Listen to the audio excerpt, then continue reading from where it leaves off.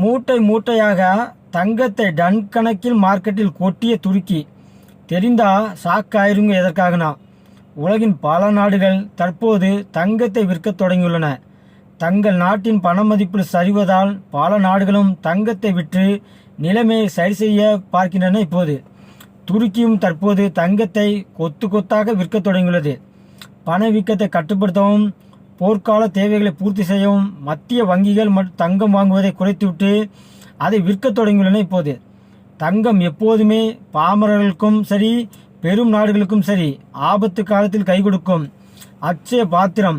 ஆனால் இப்போது அந்த பாத்திரத்தையே காலி செய்ய வேண்டிய கட்டாயத்திற்கு பல்வேறு உலக நாடுகள் தள்ளப்பட்டிருப்பதன் சர்வதேச பொருளாதாரத்தின் ஹாட் டாபிக்காக இருக்கிறது. இப்போது அமெரிக்கா, இஸ்ரேல் மற்றும் ஈரான் இடையே போர் சூழல் உலக பொருளாதாரத்தை ஆட்டி படைத்துக் கொண்டிருக்கிறது. இப்போது இந்த போரினால் ஏற்படும் நிதி நெருக்கடி சமாளிக்க பல நாடுகளின் மத்திய வங்கிகள் தங்கள் கைவசம் உள்ள தங்கத்தை விற்று பணமாக்க தொடங்கியுள்ளன. இப்போது துருக்கியின் அதிரடி, அதாவது இந்த தங்கம் விற்பனை பட்டியலில் தற்போது முதல் இடத்தில் இருப்பது துருக்கி தான்.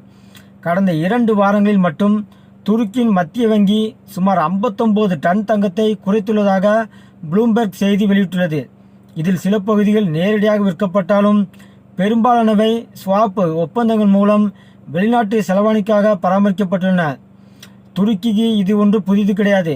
கடந்த 2023ஆம் ஆண்டிலும் கடும் பணவீக்கத்தை சமாளிக்க 159 டன் தங்கத்தை விற்று பிறகு நிலைமை சீரானதும் மீண்டும் சேர்த்தது குறிப்பிடத்தக்கது.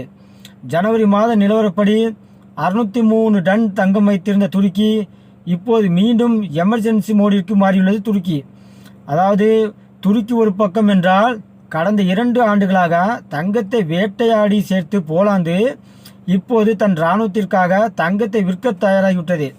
சுமார் $13 பில்லியன் மதிப்பிலான தங்கத்தை விற்று நாட்டின் பாதுகாப்பு பட்ஜெட்டை 2 மடங்காக உயர்த்த அந்த நாட்டு மத்திய வங்கி தலைவர் ஆடம் கிளான்பிஸ்கி திட்டமிட்டுள்ளார். மத்திய வங்கிகள் ஒன்றும் லாபம் பார்க்கும் ஹெட்ஜ் பாண்டுகள் கிடையாது. ஆனால் சமூகத்தின் தற்போதைய தேவை மற்றும் போர் சூழல் காரணமாக தங்கத்தை விட பணப்புழக்கமே இப்போது அவர்களுக்கு முக்கியமாக தெரிகிறது.